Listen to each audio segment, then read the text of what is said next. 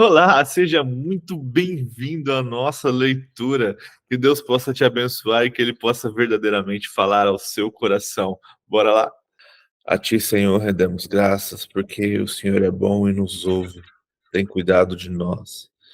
Tem ministrado o Teu amor e a Tua graça sobre as nossas vidas.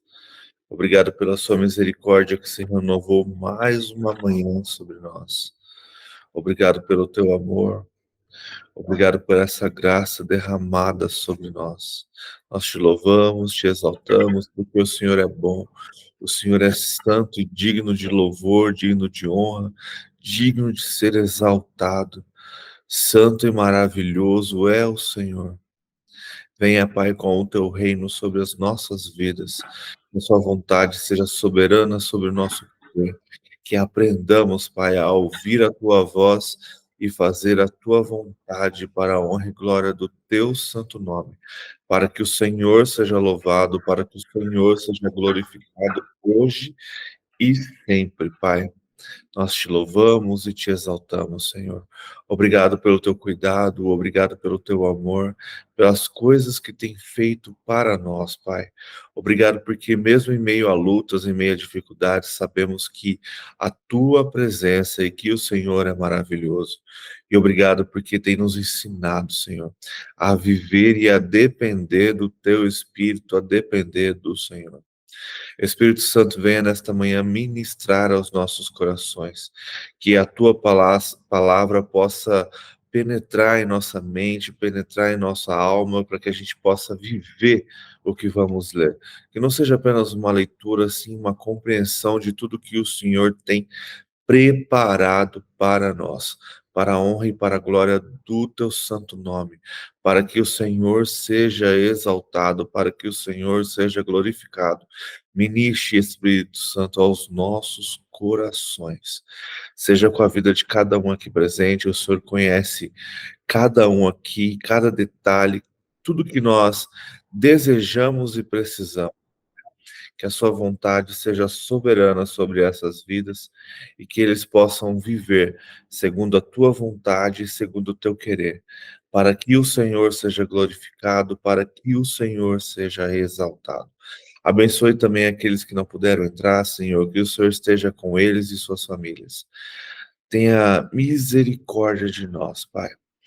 Senhor, venho te pedir também pela nossa nação, pelo nosso país, pelos nossos governantes, que o Senhor venha estar abençoando, que o Senhor venha estar cuidando, que o Senhor venha estar derramando da sua graça, da sua sabedoria e da sua justiça. E que tudo, Senhor, seja para a glória do teu santo nome. Desperta, Senhor, a tua igreja, para que a gente possa ver, ouvir e sentir o mover do teu espírito para este tempo, para todas as coisas que estão acontecendo.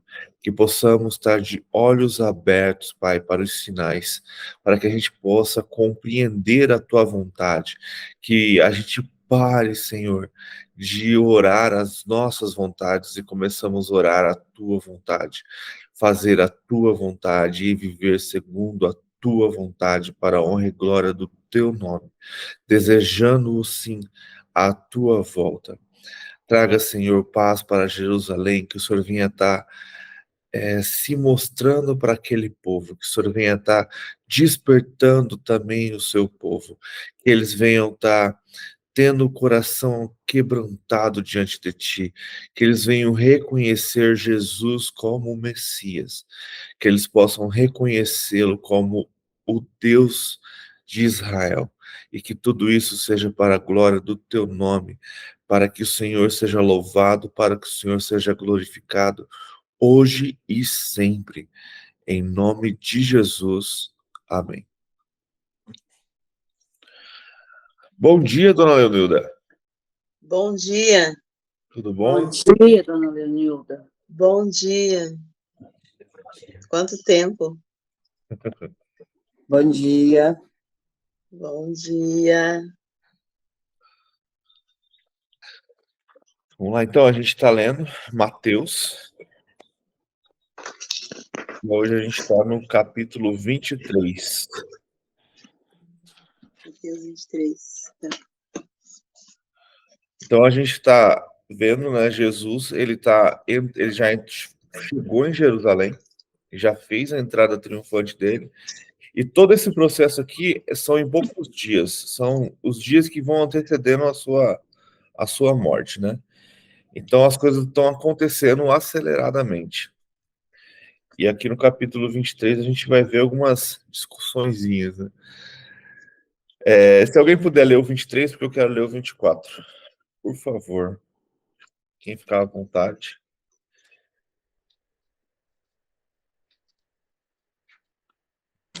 Eu posso ler, então. Você vai ler, Beth? Pode ler. Não, pode ler. Eu quero ouvir a sua leitura, sua voz.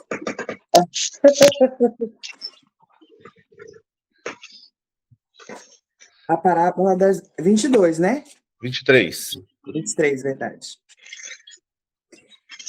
Então falou Jesus à multidão e aos seus discípulos, dizendo: na cadeira de Moisés estão assentados os escribas e os fariseus.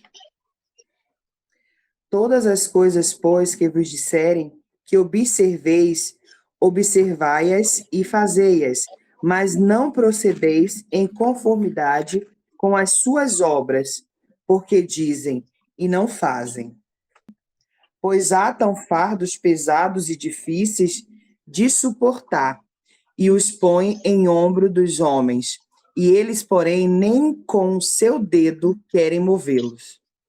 E fazem todas as obras a fim de serem vistos pelos homens, pois trazem largos filactérios e alagam as franjas das suas vestes. E amam os primeiros lugares nas ceias e as primeiras cadeiras nas sinagogas, e as saudações nas praças, e os serem chamados pelos homens Rabi, Rabi. Vós, porém, não sejais chamados Rabi, porque um só é o vosso mestre, a saber, Cristo, e todos vós sois irmãos. E a ninguém na terra chameis vosso Pai, porque um só é vosso Pai, o qual está nos céus. Nem vos chameis mestre, porque um só é o vosso mestre, que é Cristo. O maior dentre vós será vosso servo. E o que a si mesmo se exalta será humilhado, e o que a si mesmo se humilha será exaltado. Os escribas, os fariseus, por Jesus.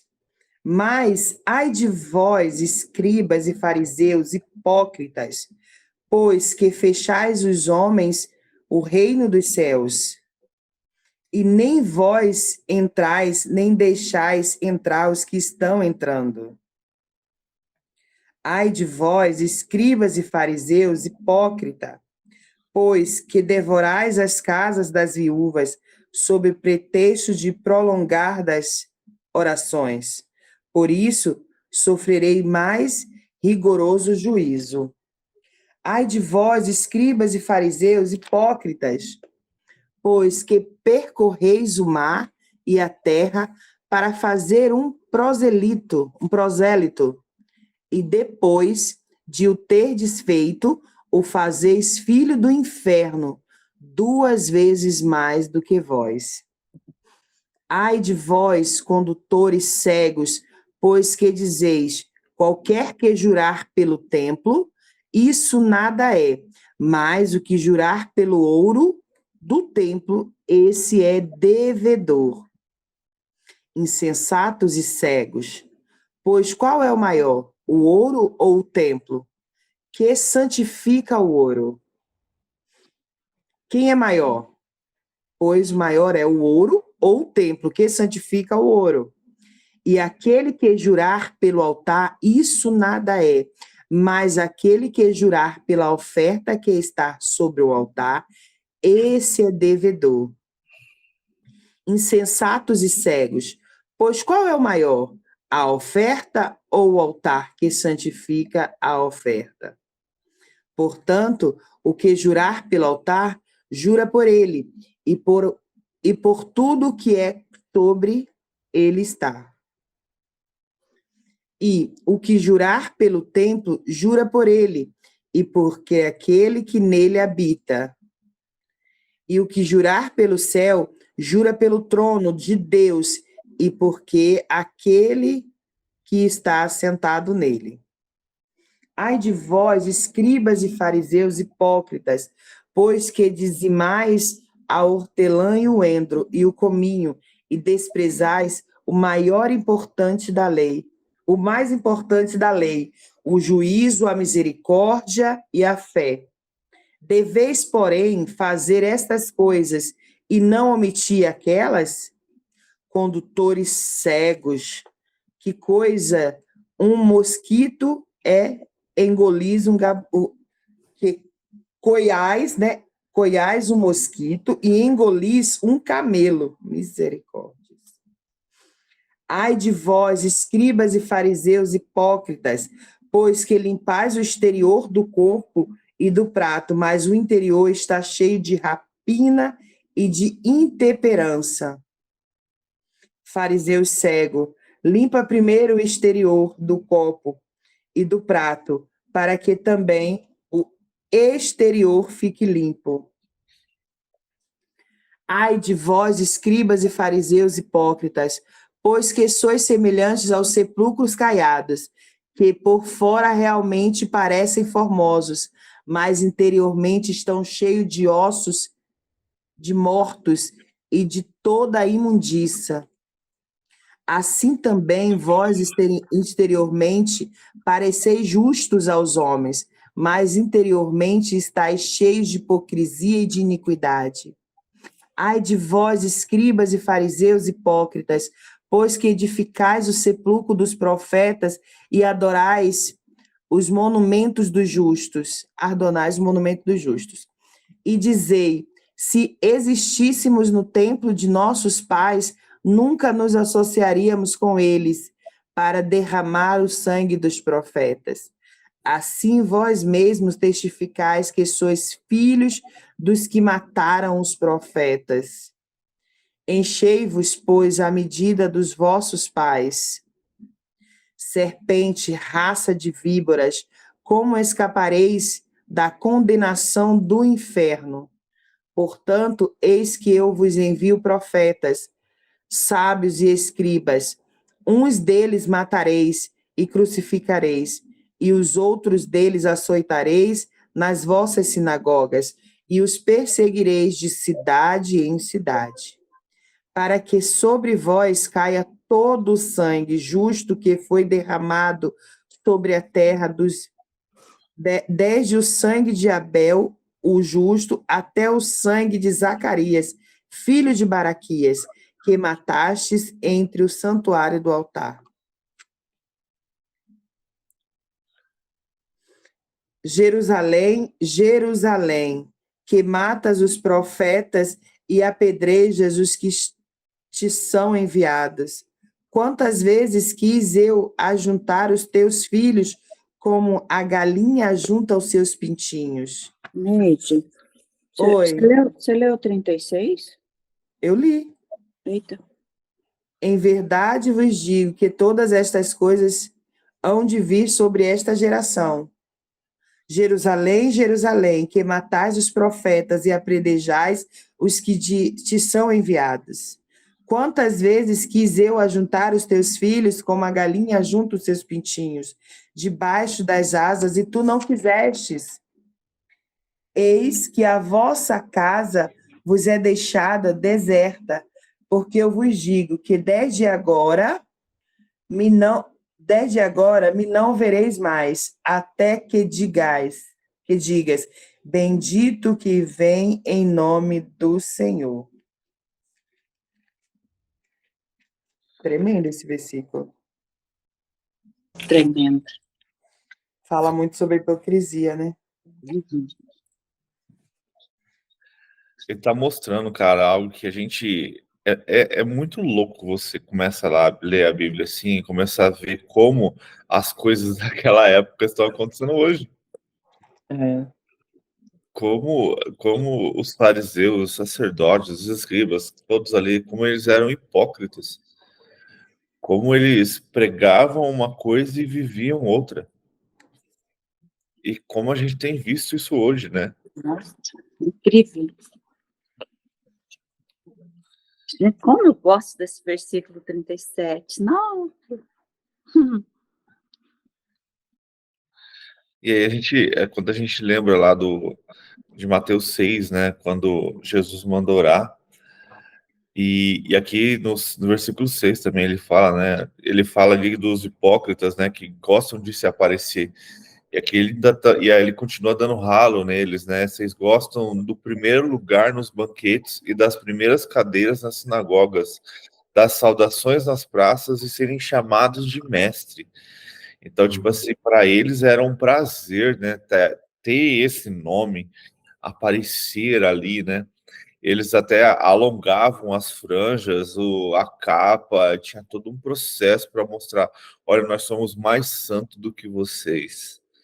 Nós temos mais conhecimento do que de vocês. Então, tecnicamente, quase nos adorem, né? O ego deles ia lá em cima, né? Queria ser importante aparecer.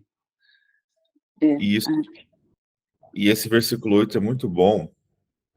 E ele continua, né? Mas vocês não serão chamados de mestre, porque um só é mestre, né? Tá falando do próprio Deus. Todos vocês são irmãos. Aqui na terra não chame ninguém de pai. A gente tem mania às vezes, né? E veio uma época aí muito forte esse negócio. Olha como os ensinamentos errados acontecem na época do discipulado, de ficar chamando o pessoal de pai, de avô e tal. E a própria palavra fala: não chame ninguém de pai, porque o único pai é o que está no céu. Lógico, a gente tem os nossos pais biológicos, né? Isso é comum, mas outros, né? A ideia não é fazer isso, né? Nem queiram ser chamados de guias, né? Porque um só guia vocês, o Cristo. Cara, Será que aqui ele está frisando sobre a idolatria de pessoas? com certeza. Porque os rabinos, eles adoravam ser adorados. Lembra que a gente leu lá? Que eles iam para a sinagoga, batiam no peito e oravam em voz alta, mostrando que eles eram o cara e que os outros eram qualquer um, que ninguém merecia o que eles mereciam. Então ele está dando uma lição aqui, na verdade, para os fariseus, né? Para aquele povo que, na verdade, eles estavam querendo ser adorados mais que o próprio Deus.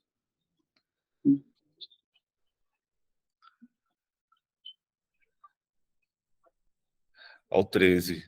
Aí de vocês, escribas e fariseus hipócritas, porque vocês fecham o reino dos céus diante das pessoas. Então, tipo assim, eles fazem com que o reino seja inatingível por causa do que eles ensinam, né? Pois vocês mesmos não entram, nem deixam entrar o que estão entrando. Aí tem um aqui entre parênteses, né? Mas ele fala: ai de vocês, escribas e fariseus hipócritas, porque vocês devoram as casas das viúvas e, para justificar, fazem longas orações. Por isso vocês sofrem um juízo muito mais severo. Cara, as pessoas não têm noção das coisas que vai ser cobrada daqueles que ensinam e daqueles que mentem. E como no final isso vai ser caro pra caramba. E aqui a gente coloca aquela parte lá, né? Quando Jesus está dando um ralo neles também, e ele fala assim: vocês mentem na oração, falando para descumprindo o mandamento de honrar pai e mãe. Lembra que a gente leu isso? Falando que se for para tirar, se for para dar para a sinagoga, se for para pegar o dinheiro e abençoar a sinagoga, você pode desonrar os seus pais. E aqui ele tá fazendo a mesma coisa, né? Vocês devoram as casas das viúvas. Então, tipo assim, cara, o que vocês têm feito? Além de vocês não cuidar delas, ainda vocês sugam até o último, né?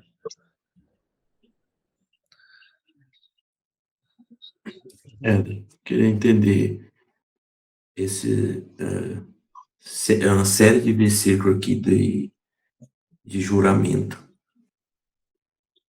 Começa no 18, 17, 18, 19, e vai indo. Deu bastante aqui. Qual o entendimento aqui, assim? Eu não entendi muito bem qual que é como dizemos assim, que é o correto, esse juramento todo aqui. Tem vários versículos que O falam ideal sobre é não, juramento. o ideal é não jurar, né? Porque, ó, começa no versículo 16. Ele já Isso. começa repreendendo, né? Ele fala assim, ó, ai de vocês, guias cegos. Então, o que dizem?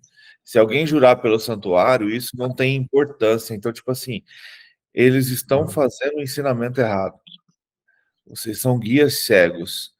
Mas se alguém Tipo um jurar pelo... juramento falso, né? Tá jurando para nada, né? Então, tipo Como se assim, eles fosse estão criando coisas, né? Bom dia, Fabiana. Bom dia. Eles estão criando coisas. A gente leu Mateus 23. Ai de vocês, guias cegos, que dizem: se alguém jurar pelo santuário, isso não tem importância. Mas se alguém jurar pelo ouro do santuário, olha só, estão colocando as coisas, estão pesando. Fica obrigado pelo que jurou. Seus tolos e cegos. Qual é mais importante, o ouro ou o santuário que santifica o ouro? Entende? Então, o que ele está fazendo aqui? Ele está mostrando que os fariseus e escribas, eles estão ensinando coisas erradas.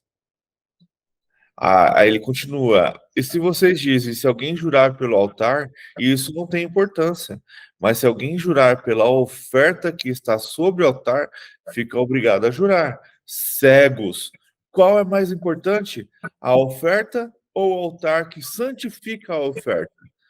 Portanto, quem jurar pelo altar, jura por ele e por tudo que está sobre ele. Quem jura pelo santuário, jura por ele e por tudo que nele habita. E quem jura pelos céus, jura pelo trono de Deus e por aquele que está sentado no trono. Então, tipo assim, ele está querendo mostrar aqui que os fariseus, eles distorceram as coisas. Eles estão dando mais valor para o que não tem valor. Mas aí, se a gente pegar e voltar, tipo assim, eles estão ensinando coisas que o próprio Jesus já tinha refutado. Não jure. Quando a gente pega assim o juramento lá de Deuteronômio, quando a gente estava lendo, por exemplo, é você jurar a sua fé, é você confessar. Tinha o sentido de confessar. Aqui não, aqui está no sentido de fazer. Porque ele comenta aqui, ó, no 16. Fica obrigado pelo que jurou. Então, se eu jurei dar, ou se eu jurei fazer, e eu estou jurando pelo ouro do santuário, eu sou obrigado a fazer. Mas se eu jurar pelo santuário, eu não sou obrigado a fazer. Entende? A doutrina que os fariseus estavam ensinando. E quantas vezes a gente tem visto isso? O que acontece? As pessoas idolatram o que não é para ser idolatrado. As pessoas idolatram o cara que está lá pregando. As pessoas idolatram o próprio altar, o próprio templo. Eu vejo que hoje as coisas mudaram, entende? É verdade. Então, igual uma comparação, né? É sobre a janela e o espelho. Não sei se alguém já verificou sobre isso. A janela e o espelho. Vocês sabem qual é a diferença entre a janela e o espelho? Alguém sabe? Não, pode falar. Entre a janela e o espelho? Então, mais ou menos sobre isso que nós estamos vendo, né? A janela é aquele que fica na janela, é ele que ele está olhando o quê? A vida dos outros, né? Está na janela, olhando a vida dos outros. Só olhando o que os outros estão falando, é fofoqueiro, aqueles conversador, reparador, não é comparação, são os hipócritas, né? Fala que faz e não faz. Agora, o espelho. O que a gente vê no espelho? A nós mesmos. A nós mesmos, realmente. Que quando nós vemos no espelho a nossa imagem, nós temos que ser a imagem igual a semelhança de Deus, não é verdade? Olha, quem olha no espelho vai falar? Vai falar de Deus? Vai falar, não. Só busca coisas boas, né? As imagens, não é verdade? Aquele. O da janela, não. Ele vai só. É os hipócritas, né? Fala que faz, fala que não. Quer se aparecer, não é verdade? Fala mal dos outros. E o espelho, não. Você vai falar mal da sua própria vida? Não. Na verdade, então, temos que olhar para quê? Somente para Cristo. Essa comparação que nós estamos vendo. Assim, me vem na memória isso daqui, sabe? Eu achei assim, realmente, como que é, né? Nós temos que olhar para Cristo, porque nós temos que estar no espelho. Não na janela, é o espelho, né? Em nossas vidas. Por aí se vai, tá bom? Legal. Eu achei interessante. Mas é isso mesmo, a gente tem que começar. É aquela frase, né, que às vezes parece tão ofensiva, mas como ela é real, vai cuidar da sua vida. Realmente. Precisa aprender a cuidar da nossa própria vida e parar Nossa de própria olhar vida. para os outros, né? E olhar O, para a vida dos outros, tipo, fazer a comparação na vida dos outros. Realmente, Tá. aquele que fala da Vai vida, cuidar do tenta ter um seu dia para falar da vida dos outros, pode ter certeza que ele lá na frente está falando da sua própria vida, da sua vida também, sim, né? É isso aí. Sabe o que eu vejo também aqui? Se a gente for parar para analisar, estava contando, né? São 9 zai que tudo, esse 23, ele é todo a fala do Senhor, né? Se você perceber, o 13, o 14, o 15, o 16, o 23, o 25, né? São 9 ai que ele fala. E o ai representa o quê? Uma expressão de dor, né? Vamos dizer assim. E cada um, ele dá uma alerta. E ele fala, ai de vós. E ele sempre fala, escriba e fariseus hipócritas, né? é tipo ai, cuidado, vai dar essa, entendeu? Exatamente. E aí, quando chega a partir do 16, a gente observa o seguinte, igual ele falou aqui, ó, o senhor já leu aí, mas eu vou repetir aqui. Ai de vós, condutores cegos. Olha só. Ou seja, alguém quer conduzir outro, mas ele não enxerga o caminho. Como que eu vou conduzir? Ele deixa bem claro. Condutores cegos. Pois que dizeis, qualquer que jurar pelo templo, isso nada é. Mas o que jura pelo ouro do templo, esse é devedor. Aqui ele fala um pouco sobre a avareza, porque ele fala assim, ó, quem jurar pelo templo, nada é, não tem valor algum, mas quem que era o templo? O que representava o templo para não ter valor? Olha a hipocrisia. Aí ele vai falar assim, ó, mas o que jura pelo ouro do templo, esse é devedor. Então, assim, se eu jurar pelo templo, que é Deus, não tem valor nenhum. Por isso que ele fala, fariseus, hipócritas. Mas quando eu juro pelo ouro, porque é valioso, né? Isso vai ter valor. Então, ele está ensinando aqui, a prioridade dele não era o que deveria ser, que era, vamos dizer assim, as coisas santas, as coisas de Deus, mas o que aquilo ali poderia proporcionar para eles. Porque aqui fala um pouco sobre a avareza.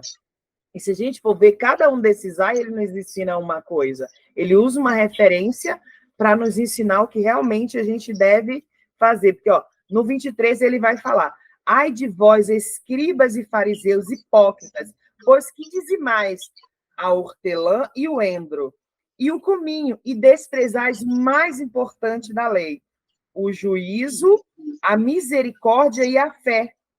Deveis, porém, fazer estas coisas e não omitir aquelas, ou seja, você dizima de uma coisa, né? Ou seja, separa uma parte de uma coisa para a santificação, mas o principal não faz.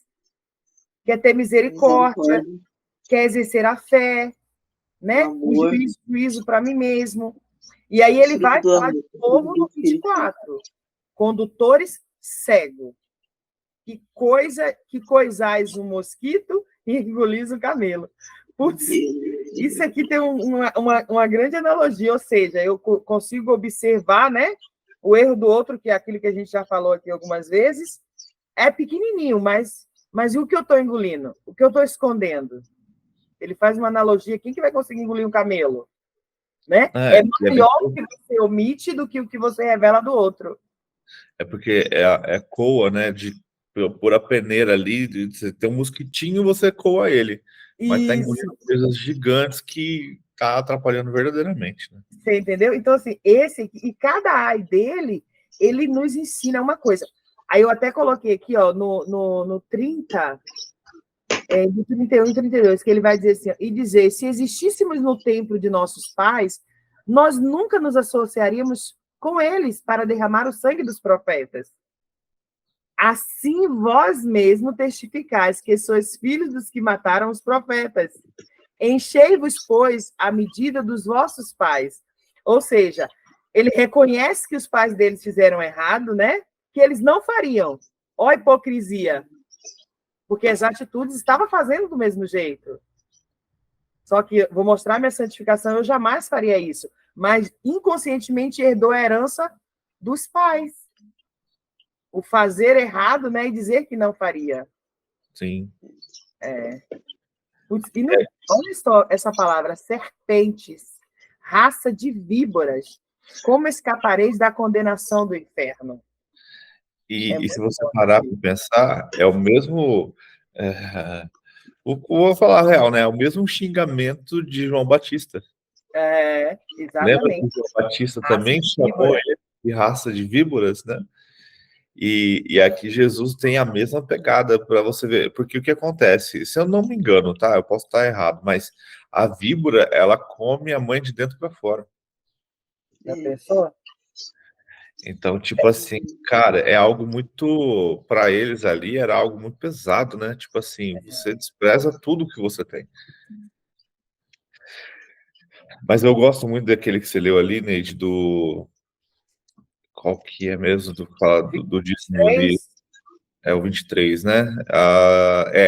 Mas aqui, ó, essa parte aqui, eu estava estudando isso ontem, eu achei muito interessante, eu nunca tinha visto essa parte desse jeito. O mais importante da lei: a justiça, a misericórdia e a fé. E cara, eu tava no estudo que eu tava fazendo ontem, os caras estavam falando sobre João 15, que fala sobre os frutos, né? O que são os frutos? E eu tinha uma visão, e, cara, eles me trouxeram outra visão. Porque a minha visão sempre foi dos frutos serem pessoas, né? Mas o fruto é a obediência. Os frutos de João 15, os frutos que devemos dar, os frutos que a gente já leu sobre o trigo e o joio, esses frutos são a obediência. Lógico que dentro disso tem pessoas, mas é aquilo que a gente tem conversado muito, que é levar o evangelho para as pessoas, mas quem convence é o Espírito. Então a gente não está. A conversão da pessoa não depende da gente, então isso não é fruto nosso, é fruto do Espírito. E aí ele fala assim. Do ser, né, Éder? O fruto é a ação de todos, né? O que são os na frutos? busca, e a gente está sendo obediente, está fazendo. O que é o fruto do trigo? É uma videira que está dando frutos, que é a colheita do. Então, mas o que são esses frutos da videira? É a obediência, é a justiça, são a misericórdia, é a nossa fé. Quando a gente lê lá, e Paulo fala sobre o fruto do Espírito, não tem nada, não tem pessoas, são atitudes, são as coisas que estão dentro de nós. E aí, quando leu aqui, cara, que a lei é a justiça, então, tipo assim, vocês têm feito todas essas coisas, vocês se orgulham de dar o dízimo, vocês se orgulham de ser mestres, vocês se orgulham de tudo que vocês fazem, mas vocês não dão fruto. Porque vocês não se importam com a justiça, com a misericórdia e com a fé. Então, o fruto de vocês é estragado, não presta para nada. Vocês, em vez de levar as pessoas para o templo, para o reino, vocês são cegos que não sabem nem onde o reino está. Vocês estão pegando aqueles que talvez estejam entrando e ainda tirando de lá. Cara, Jesus está muito revoltado aqui. Falando aí sobre os frutos, me veio a passagem aqui na Bíblia, aquela que vai falar assim, a árvore plantada ao ribeiro, né? Aí eu pesquisei aqui que vai estar no livro de Jeremias 17, 8, né? Por que eu achei que me veio essa passagem? Porque quando ele fala da árvore plantada ao ribeiro, as raízes dela vai receber os nutrientes que precisa ali, né? por Sim. conta da água. Então, vai dar os frutos que precisa dar. E ele ainda fala que ele cuida, né? Para que possa dar mais fruto ainda, não é isso que ele vai falar? Sim. Deixa eu ver, aqui ele vai falar assim, ó. Ó, no 7, mas bendito é o homem cuja confiança está totalmente depositada no Senhor, cuja fé está no Senhor. Ele será como uma árvore plantada junto às boas águas e que estende as suas raízes para o ribeiro, uma árvore que não se afligirá quando chegar o calor, porque as suas folhas estão sempre viçosas. Não sofre as ansiedades durante o ano da seca, nem deixará de dar o seu fruto. Ora, não há nada mais enganosa e irremediável do que o coração humano. A sua doença é incurável. Quem é capaz de compreendê-lo? Mas esse versículo aqui que fala da árvore, ele fala assim, né? Ela está sendo nutrida, as folhas dela são viçosas, ou seja, você vai ver os frutos que ela produz, né? E mesmo na hora da adversidade, da dificuldade, ela não vai deixar, não vai sofrer, porque ele fala assim, ó, não sofre de ansiedade durante o ano da seca. Então, quando vier as coisas ruins, como o senhor citou aí dos frutos, né? Vai ter alicerce. Sim. Quando vier as dores, os sofrimentos, seja lá o que for, vai ter alicerce, porque essa árvore é plantada junto ao ribeiro. Então, tudo que ela precisa, o nutriente que ela precisa, ela vai ter. É trazendo para nós, né? Sim. Quando a gente está alicerçado no Senhor. E quando a gente pega ali, a gente acabou de ler ali, se eu não me engano, no 21, no 22, quando ele amaldiçoa a figueira. Por que ele amaldiçoa a figueira? Porque Porque não deu ela é enganosa. isso. Mesmo sabendo que não estava no tempo, né? Ela se mostrava que dá. E o que a gente está vendo aqui hoje? Putz, É a mesma coisa. São esse pessoas Zay aqui. que se mostram que estão dando frutos, são árvores vistosas. Nossa, tá Bonita. arrepiando. São, Tá mesmo. Tá sendo... são árvores vistosas que todo mundo fica ali quase idolatrando, mas que no final não tem fruto. E o que o Senhor faz? Amaldiçoa. Aqui tem uma referência bem legal, do 23, né, 23 e 24. É possível obedecer a detalhes das leis e ainda assim desobedecê-las com o nosso comportamento. Por exemplo, podemos ser precisos e fiéis quando contribuímos com 10% da nossa renda a Deus e, ao mesmo tempo, recusar a doar 1 minuto do nosso tempo para ajudar os outros. Então, entregar o dízimo é importante, mas isso não nos exime de obedecer às demais leis de Deus. Os fariseus, eles coavam a água para evitar engolirem acidentalmente um mosquito, um inseto impuro, né, de acordo com as leis, embora fossem muito meticulosos com detalhes sobre o asseio nas cerimônias, haviam perdido a perspectiva de sua pureza interior. Estavam limpos externamente, mas abrigavam corações corruptos. Aí Jesus condenou os fariseus, os líderes religiosos, porque exteriormente eles se mostravam santos e justos, enquanto seu interior permanecia cheio de corrupção, ganância. Então, viver o cristianismo simplesmente para exibir-se aos outros é o mesmo que lavar apenas o exterior de um copo. Se estivermos interiormente limpos, nossa limpeza exterior não será uma fraude.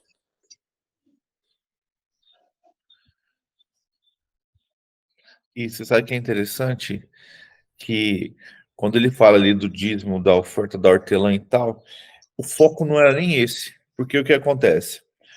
Quando eles davam esta oferta, eles estavam se mostrando. Olha, eu estou dando. Olha, eu estou cumprindo a lei. Mas o que é importante mesmo está aqui, ó.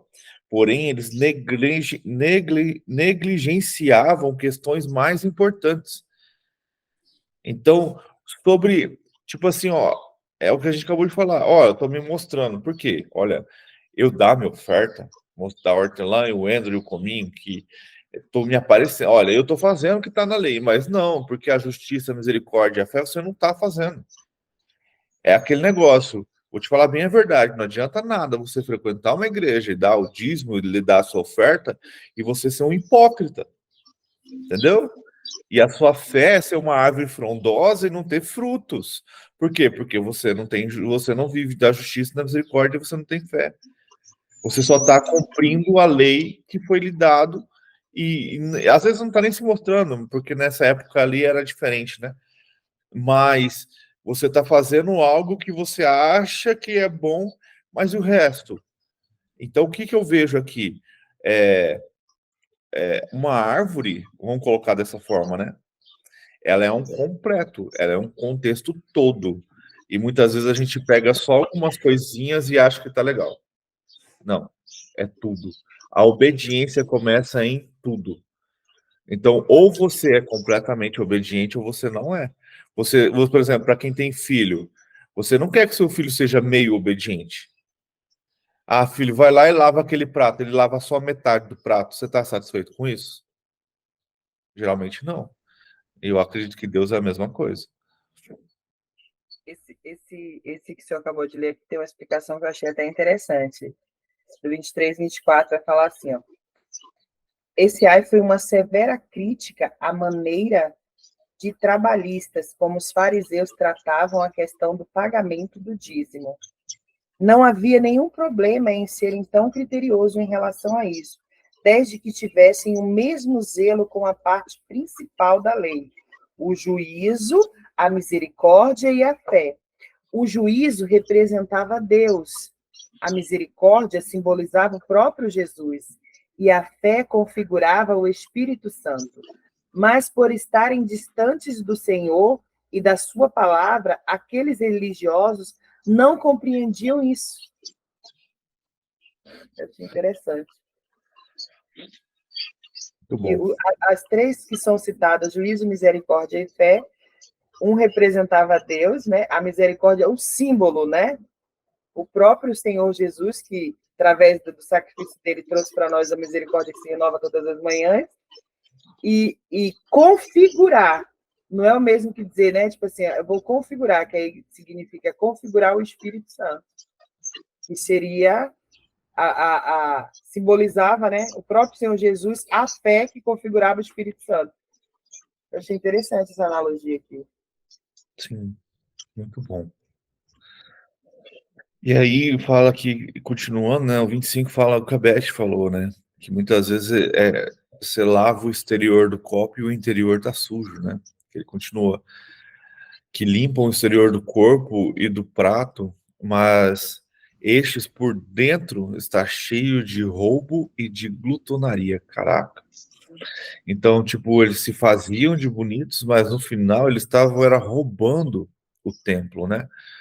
E eles eram glutões, então, tipo assim, eles eram ricos, né? Enquanto eles, quando a gente lê lá em cima que eles tiravam da viúva e falavam que por ser para o templo isso era justo, eles estavam roubando, né? E isso é muito caro. E aí Jesus fala: limpe primeiro o interior do corpo, para que também o seu exterior fique limpo. Então precisamos purificar a nossa mente, o nosso interior, os nossos pensamentos, nos purificar. E o exterior vem com consequência. E aqui eles estavam tão preocupados com a aparência, com o que os outros iam ver deles, e por dentro a gente já em algum lugar falaram sepulcros caiados, né? Eles estavam mortos, eles estavam impuros, sujos. E aqui Jesus chamando eles de cego é o melhor, né, cara?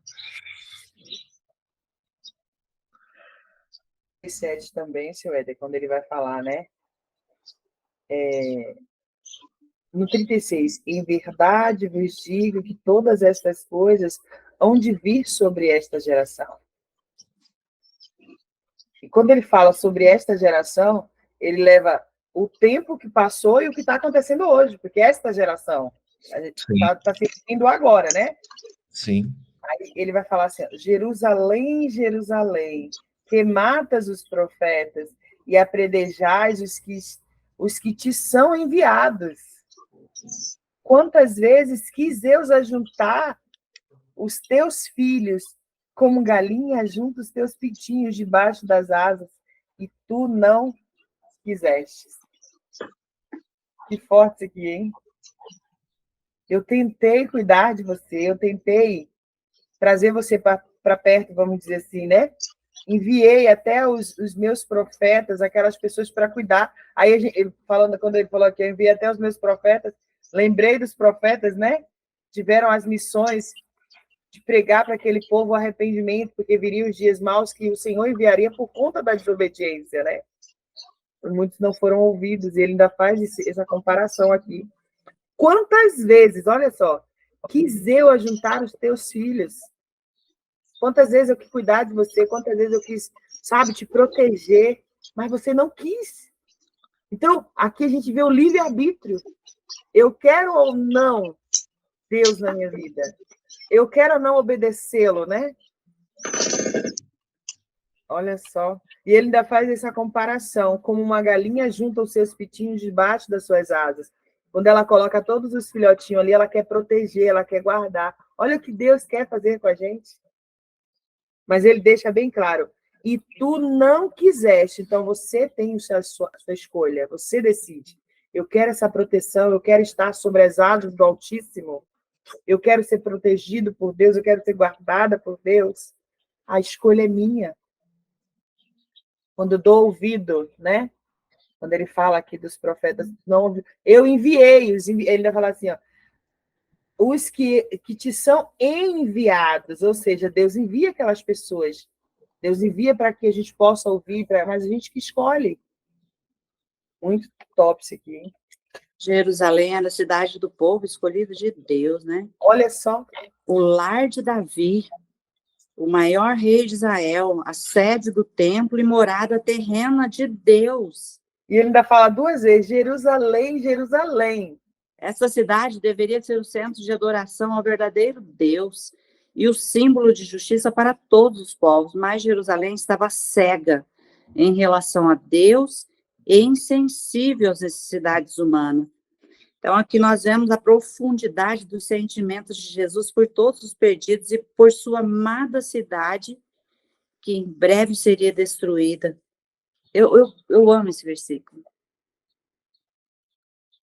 Ele traz muito para nós, né? Quando aí a gente leva lá para aquele outro que limpa o exterior, né? Tá bonito, todo enfeitado, mas por dentro. Eu vejo nesse versículo 37, Jesus, assim, o sentimento de Jesus mesmo, né? É como se uma mãe que cuidasse o filho e quando ele crescesse, ele fizesse uma coisa terrível que, assim, assustasse a sociedade, e aquele sentimento de dor mesmo, sabe? E aí ele diz assim, Jerusalém, né? Como se a mãe falasse: ô, fulano, fulano, eu te criei, eu te acolhi e você se prestou a esse papel, né? É o sentimento de estar com muita dor por aquilo que o filho fez, né? É igual Jesus aqui, ó, falando: Jerusalém, Jerusalém, quantas vezes eu quis reunir os seus pintinhos como galinha, né? E você não quis o meu cuidado, você não quis a minha proteção, e aí virou o que virou, né? E aí você vai pagar as consequências sobre a sua escolha. É bem assim, você vê o sentimento de Jesus aqui, sabe? De pesar por aquela situação daquele povo, daquela cidade, daquela região. Eu tô lendo aqui um pouco para cima, tô vendo um negócio aqui, cara, e, nossa, no 30. Se nós tivéssemos vivido nos dias de nossos pais, nós teríamos sido seus cúmplices quando mataram os profetas. Então tá voltando no tempo, né? E ele continua no 31 assim: vocês dão testemunha contra si mesmo de que são filhos dos que mataram os profetas. Aí o 32 ele fala: portanto, tratem de terminar aquilo que os pais de vocês começaram. Me matem. Consegue ver isso? Eu sou o último profeta. Aí ele continua. E é o que vai acontecer depois, né? Eles vão fazer todo o sistema para poder pegar Jesus. Serpente, raças de víboras, como esperam escapar da condenação do inferno? Por isso, eis que eu lhes envio profetas, sábios e escribas. Então ele está falando assim, vocês não são porque vocês não são enviados por mim. Eis que eu, o Senhor, envio profetas, sábios e escribas. E uns vocês matarão e outros crucificarão. E outros ainda vocês açoitarão na sinagoga e perseguirão de cidade em cidade, para que recaiam sobre vocês todo o sangue justo derramado sobre a terra, desde o sangue do justo, de Abel, até o de Zacarias. Então, desde o início até o fim, vocês pagarão pelo sangue daqueles que vocês perseguiram, que vocês perseguirão, que vocês matarão. E aí a gente vê, né, o quanto eles fizeram isso, né, porque logo depois que Jesus morre, os seus discípulos são perseguidos, crucificados e apedrejados e por aí vai.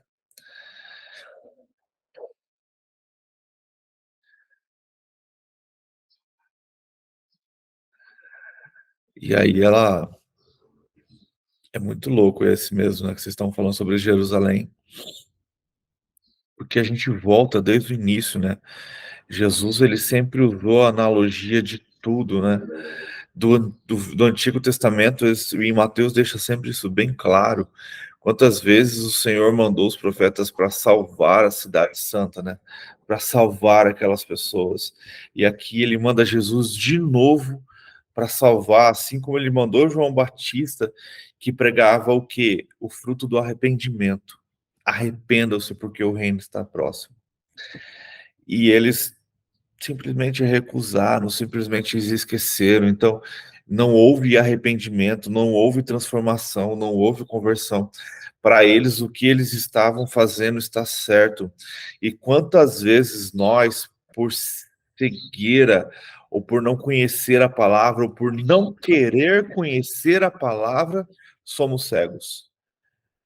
Então, não conhecer a verdade faz com que condutores cegos conduzam outros cegos, que vai chegar na onde? No abismo, que ele falou ali. Vocês vão tudo pro inferno, porque Nossa, você... muito sério isso, né? Nossa, isso aí mexeu comigo. É verdade, condutores cegos querendo conduzir outros, né?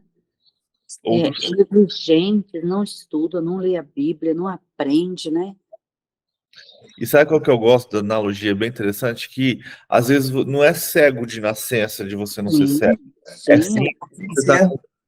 Eu você acho, tá eu penso que além de cego, omisso, né? Não, quer.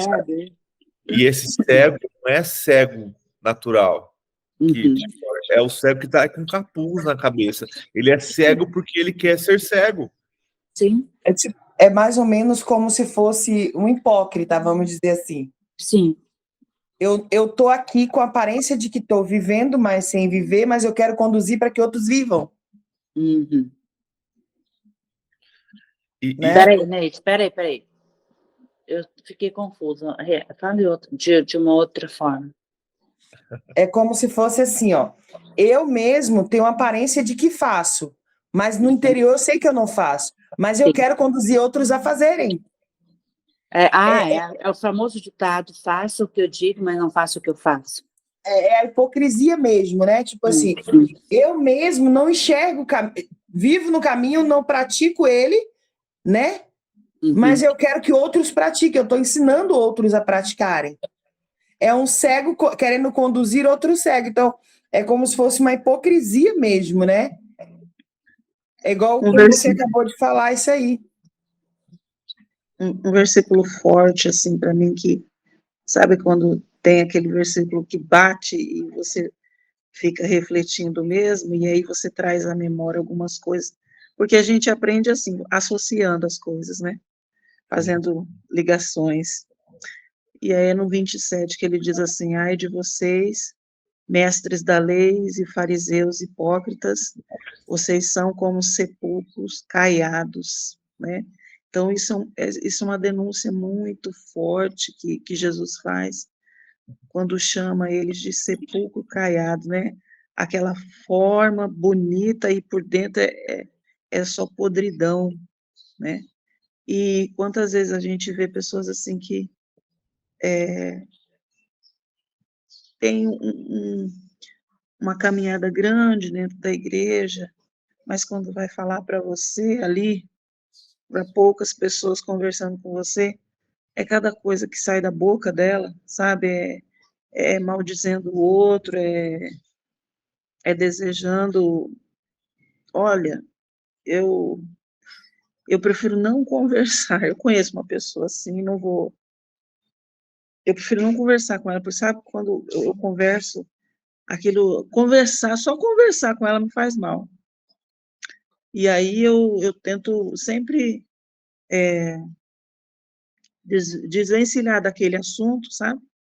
Porque eu me sinto mal de falar com essa pessoa. Não que eu seja a sete maravilhas do mundo, né? Eu sou pecadora e Deus tem misericórdia de mim, mas a gente tem que olhar para si. E sempre assim eu me questiono, né? Senhor, tem misericórdia da minha vida? Tem misericórdia, porque a gente pode sim refletir sobre aquilo que está sendo falado para você, mas você primeiro tem que olhar para si, né? Olhar para si. Só continua tomando leitinho, né? Não come comida sólida há muito tempo. Então, por isso que tá tudo do jeito que tá. Mas Sempre o são leitinho. certos. E aí, nas Sim. orações, você vê as orações, e como é que essa oração está chegando a Deus, né? Que cheiro essa oração tem? Meu Deus do céu, tem Às vezes misericórdia. não tá. Não tá. Mas, ô, Sabe? Fabiana, isso acontece Isso. comigo. Tem uma pessoa que toda vez que eu converso com ela, eu me sinto mal.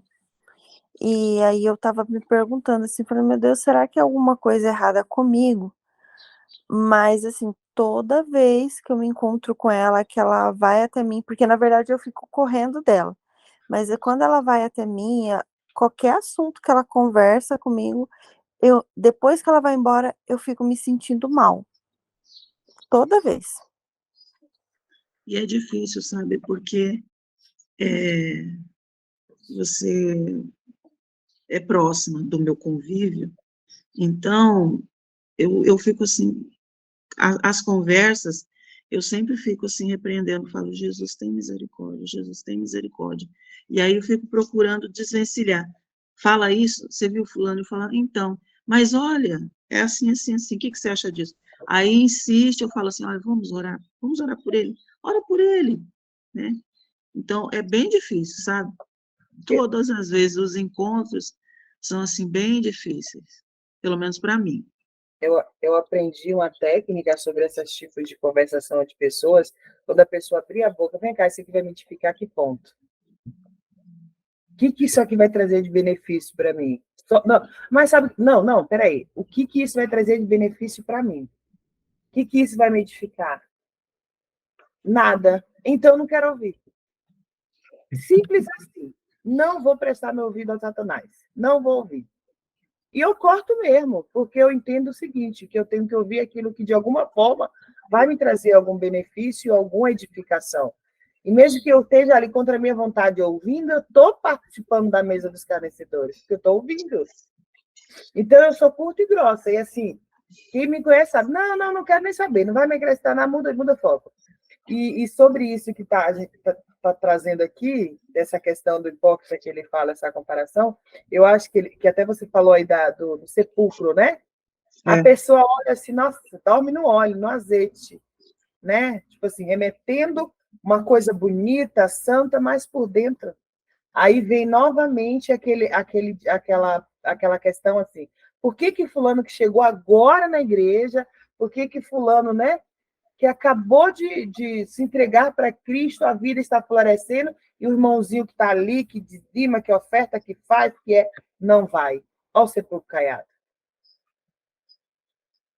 Que Deus vê o interior, como que está dentro. Mas o homem vê o que está por fora. Aparente santidade, vestes santa, todo, né? Mas e por dentro, ossos, podridão, largados, comendo, mágoas, rancor, né? Inveja. O Deus dele é só o Deus justiceiro, porque Deus vai fazer, porque tocou em mim, sabe? Aquela coisa assim. Eu sou ungido do Senhor. Exatamente. O Deus dele é Deus de vingança. Deus, se falar algo, você entendeu? Então, eu acho que isso aqui é muito forte para a gente. Para mim mesmo, Deus está me ensinando. Você me levou lá atrás. Não toque no ungido. Nossa, eu ouvi história de um, entre aspas, ungido, cabeluda, sabe, assim, e ninguém podia abrir a boca, porque é ungido. Gente. A gente tem um aí, né? Bem claro que aconteceu isso também, né? Mas deixa quieto. Mas é cego guiando cego. E sabe qual é o pior? E quando eu quis usar a analogia de usar um capuz ou uma caixa,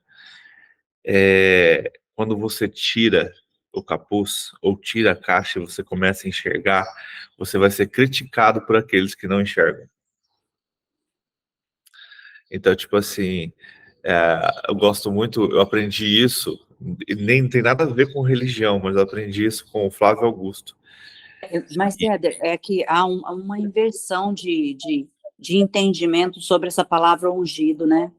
Ah, sim. Não, isso aí tá errado, na verdade. Mas a gente não vai entrar nessa discussão agora, não. Essa unção é outra coisa. E aí as pessoas distorceram para falar que um pastor é o ungido do Senhor. E não é esse o sentido da palavra. Mas voltando a tirar o antolho, ou tirar o capuz e começar a enxergar, você vai ser criticado por aqueles que são cegos. Por quê? Porque você vai começar a questionar o líder cego. E você está vendo que o líder cego está carregando eles para o sepulcro, está levando eles para o abismo, e aí você está gritando e falando, saiam daí. Ele falou, não, mas a gente tá ouvindo o líder. E o líder, ele é igual a nós, ele entende as nossas questões, ele entende as nossas imperfeições, então precisamos seguir o líder. E aí a gente entra para essa época de hoje, que é puro engano, que o líder hoje, ele quer simplesmente fazer com que você não saia debaixo das asas dele. Então essa parte também, que não usando só a mesma analogia, né, da galinha cuidando dos seus pintinhos, aqui é Deus querendo cuidar. Só que aí muitos desses fariseus usaram disso também. Então o que eu faço? Eu sou um cego, eu engano, eu agrado, trazendo para hoje, eu agrado as pessoas com um evangelho que não tem justiça, com um evangelho que não tem exortação, com um evangelho só de amor e agrado, que não importa o que você faça, você será salvo. Você pode continuar no seu pecado, você não precisa se arrepender, tá bom? Continua sendo iníquo, continua na sua prostituição, continua na sua iniquidade, porque no final Jesus é amor, né? Você vai ser salvo no final de tudo. Então continua desse jeito. O que é isso? É trazer para debaixo da asa do líder. Vem cá, eu vou te tratar com amor e carinho. Aí você dá o dízimo, lógico, né? E no final do culto também eu vou levantar algumas ofertas para você dar aquelas ofertas, né? Aí que você vê? Você vê pessoas pobres com um líder rico. E o que eram os fariseus e os sacerdotes aqui? Quando ele fala ali sobre arrancar da viúva, é isso. É você sugar de quem não tem para que você tenha. Olha que absurdo. Então, tipo assim, precisamos estar o quê? Centrados na palavra, atentos na palavra, firmados na palavra e começar a compreender a palavra. E compreender se a liderança que eu estou servindo, ela realmente está firmada na palavra ou ela está servindo de engano? É um líder cego, é um guia cego, como os fariseus eram aqui. E em vez de estar levando a igreja para o reino, está fechando a porta do reino e levando elas para o inferno. Então, e como que a gente define isso? Lendo e estudando a palavra. É o que diz Oséias. É Oséias. Vocês padecem por falta de conhecimento. Então, como que vamos ser livres? Como que vamos conhecer a verdade? Estudando a palavra. É igual, eu tenho estudado bastante sobre isso, né? Então as pessoas perguntam muito assim, como vamos reconhecer o anticristo? Conhecendo Cristo. Consegue entender? Como que um banqueiro, não sei se vocês já viram sobre isso, mas como que um caixa de um banco reconhece uma nota falsa? Ele não reconhece uma nota falsa lhe apresentando várias notas falsas. Lhe é apresentado várias notas verdadeiras. Então ele vai passando na mão dele ali, ó. Na mão dele vai ter várias verdadeiras. A hora que chega uma falsa, ele sente a diferença. Consegue entender? Então, como reconheceremos o anticristo? Como reconheceremos um falso profeta? Conhecendo o verdadeiro. Então, é necessário conhecermos Jesus verdadeiramente, para que quando o falso Cristo chegar, nós vamos reconhecê-lo. Por quê? Porque conhecemos a Cristo.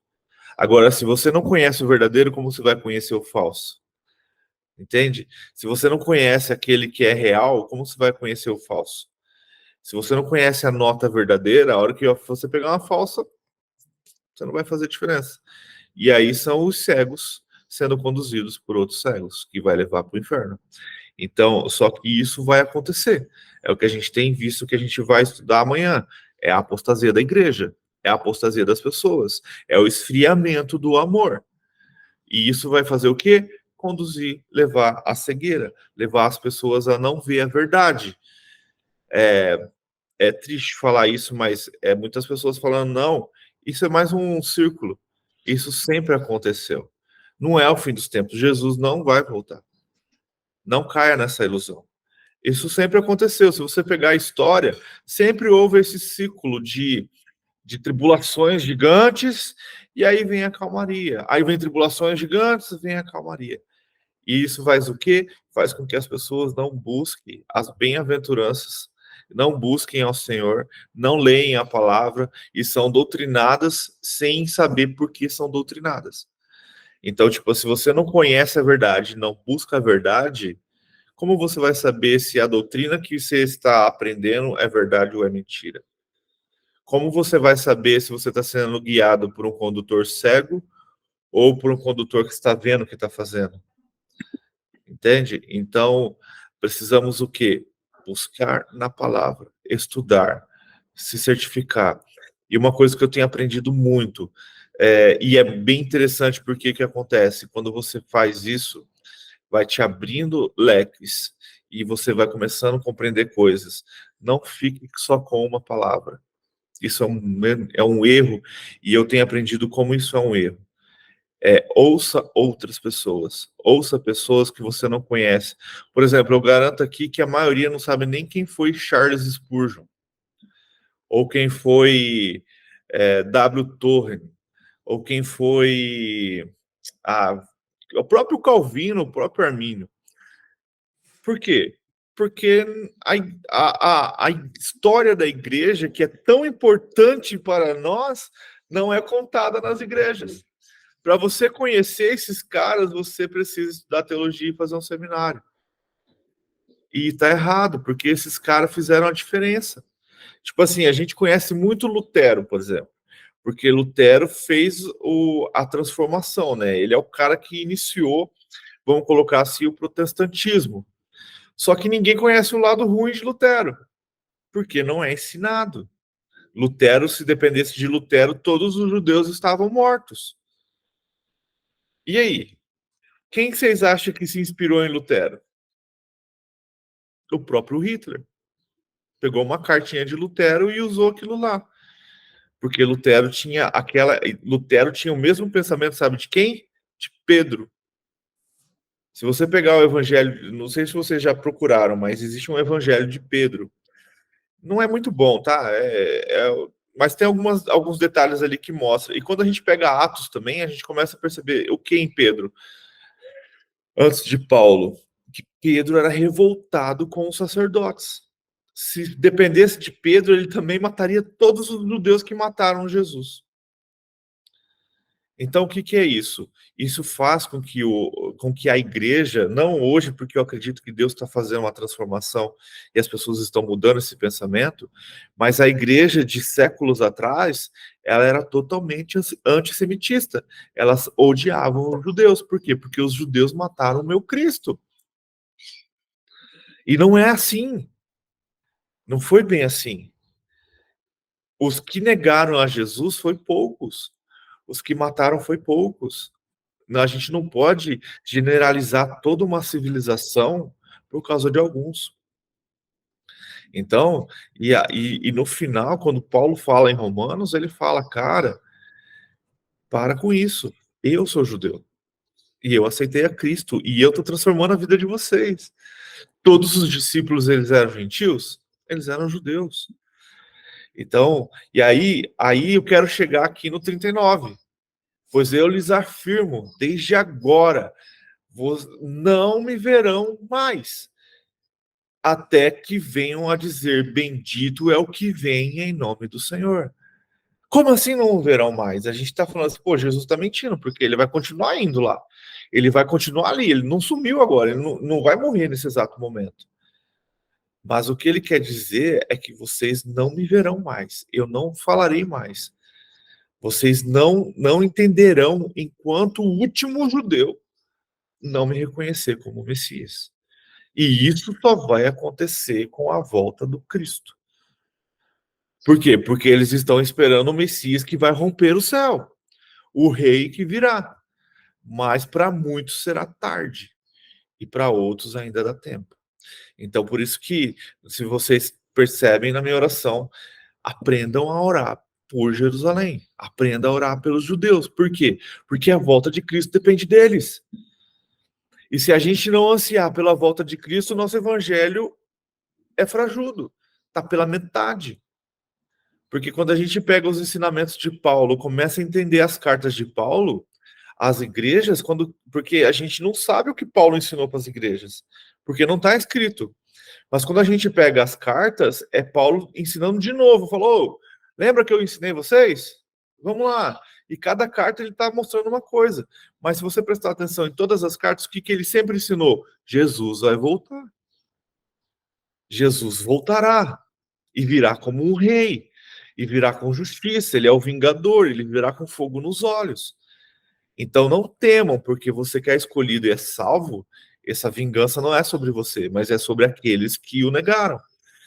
Então, a gente precisa voltar a ter essa essência, nosso evangelho precisa ser completo.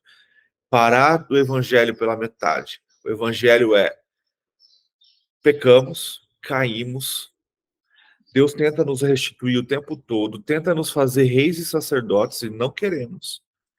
Então ele constrói um templo e mesmo assim as pessoas ainda o negam. Jesus vem para quê? Para que o perdão daquele pecado lá atrás, no Jardim do Éden, seja perdoado. E através dele nós somos justificados. Ah, Éder, mas como que faz com Abraão, Jacó, esses caras? Não viram Jesus? Quem disse? Eles foram justificados pela fé deles em Jesus. Então, hoje nós somos justificados na fé também, por Jesus. Então, a cruz é bem difícil. Mas quando você vê uma cruz com Cristo, gente, é uma vergonha. Porque a cruz é vergonha. A cruz é o momento de escárnio, é o momento que os pecados foram jogados sobre ele. E para o judeu e para o romano do contexto daquela época, é a pior morte, é a morte de cruz, é uma vergonha. E a gente fica idolatrando a cruz. Ela foi necessária, tá? Ela foi necessária, mas a gente tem que buscar o Deus vivo. Ah, Éder, mas eu uso para lembrar. Você está lembrando da vergonha que Cristo passou. Quando eu busco imagens sobre o fim, sobre Jesus e sobre a cruz, sempre mostra Jesus vindo com uma cruzinha no pescoço. Cara, esquece. Ou então com a coroa de espinhos. Já foi necessário para que os nossos pecados fossem pagados. Mas não podemos idolatrar a cruz. A cruz era uma vergonha. E como Deus tem revelado isso no meu coração, e se eu tiver errado, vocês busquem, por favor, essa revelação também. Mas entenda, para o judeu a cruz era uma vergonha e não algo para a gente celebrar. Nós precisamos celebrar o quê? A vida de Jesus. Ele ressuscitou. Está à direita do Pai. E o melhor de tudo, ele vai voltar. E ele vai voltar sentado no cavalo como um rei e com uma coroa e com uma espada, pronto para retomar o seu reino. Esse é o evangelho.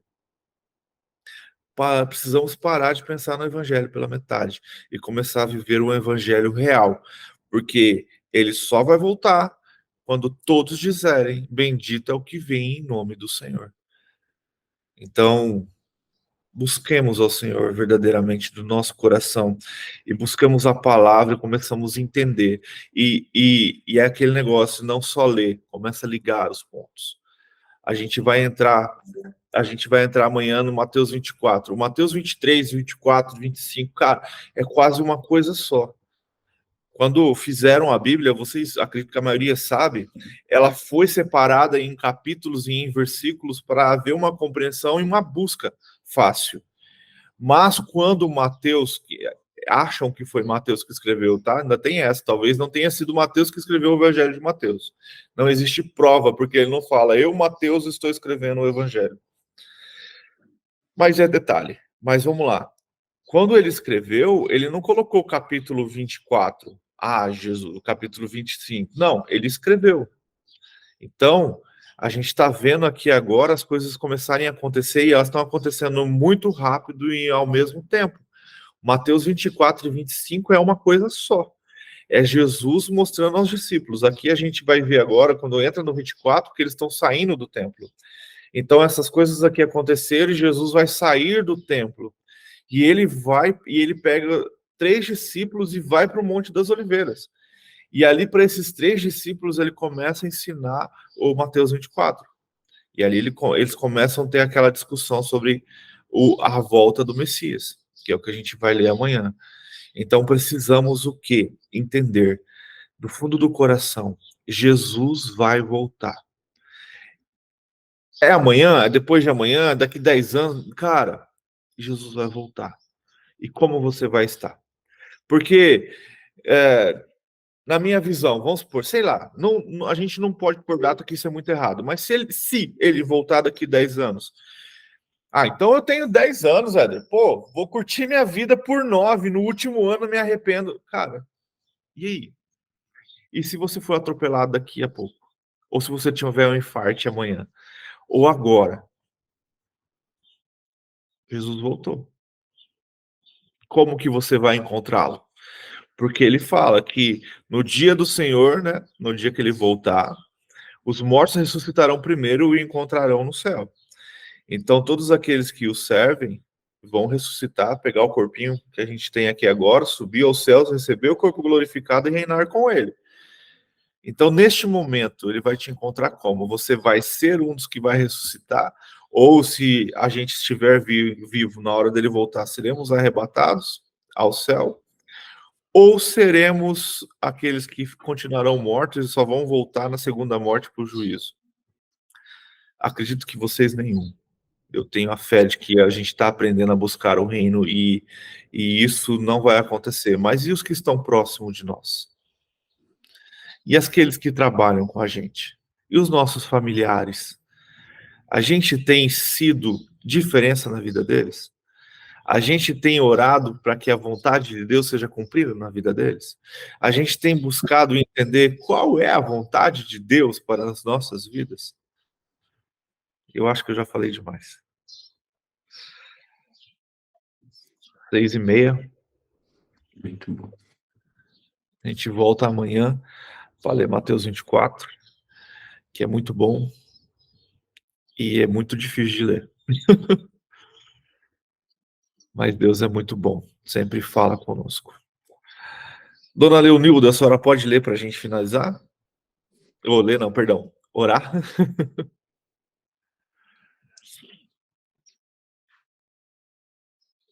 Acho que ela não está aí. Fabiana? Amém. Amém. Amado Deus, eterno Pai, Senhor Todo-Poderoso, Paizinho querido, Pai das luzes, em quem não há engano, louvado seja o teu nome, Senhor. Agradecemos a Deus por tudo quanto o Senhor tem feito, também por esta oportunidade que nos é dada de estarmos compartilhando a palavra de Deus. E em nome de Jesus, Senhor, que essa palavra, Senhor, surta efeito em nossas vidas. Amém. Que o nosso intuito, Senhor, seja que a tua palavra, Senhor, possa, Senhor, estar incrustada em nossos corações, nossas mentes, e que produza o fruto que ela precisa produzir. Que estejamos, Senhor, voltados nossos corações, ó Deus, para realizar o propósito do Senhor na nossa vida. Pai, e essa passagem, Deus, que possa falar conosco diretamente, Pai. Que possamos deixar a cegueira espiritual, Senhor. Se há em nós, ó Deus, cegueira espiritual, que o Senhor venha desvencilhar os nossos olhos, Senhor. Também se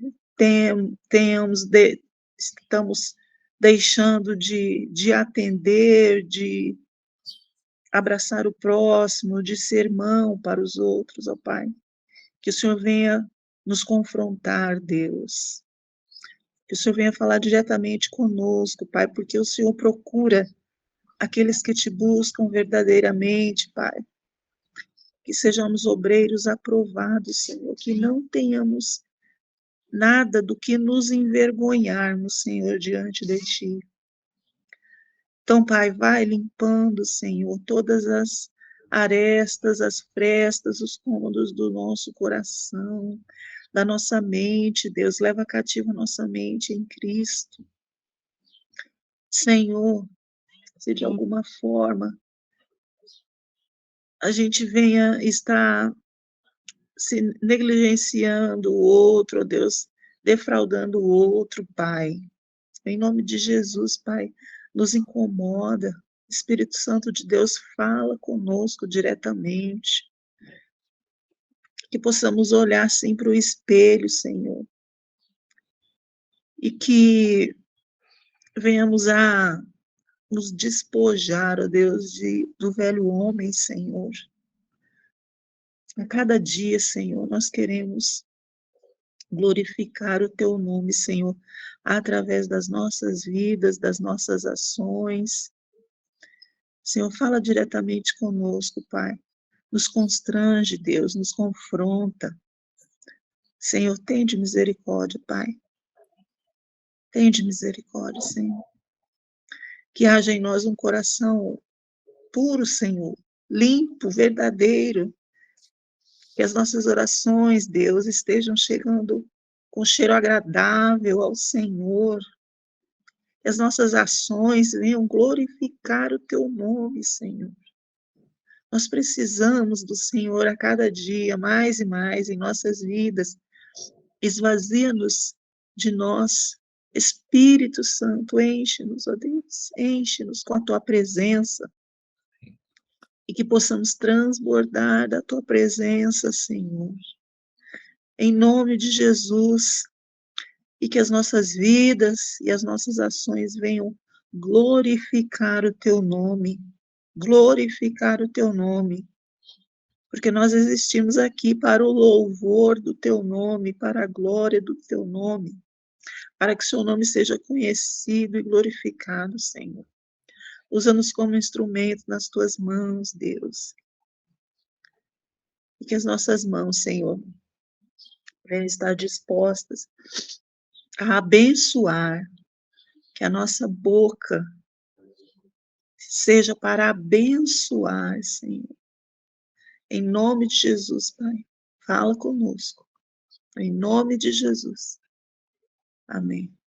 Depois dessa oração, depois desse estudo incrível que a gente leu hoje, Mateus capítulo 23, ai de nós se não entendemos a sua palavra, que Deus possa te abençoar. Se você gostou, curte, compartilhe, comente, traga mais gente, e eu sempre vou fazer o convite, esteja conosco ao vivo, de segunda a sexta, às 5 horas da manhã, pelo Meet, para que Deus possa te abençoar e que você possa ser bênção em nossa vida também, através dos seus comentários, da sua leitura, tá bom? Então, que Deus te abençoe, que você tenha sede da palavra do Senhor, e ai de você se for um cego conduzindo outros cegos. Então, tiremos o capuz e voltemos a enxergar a verdadeira palavra do Senhor. Que Deus te abençoe.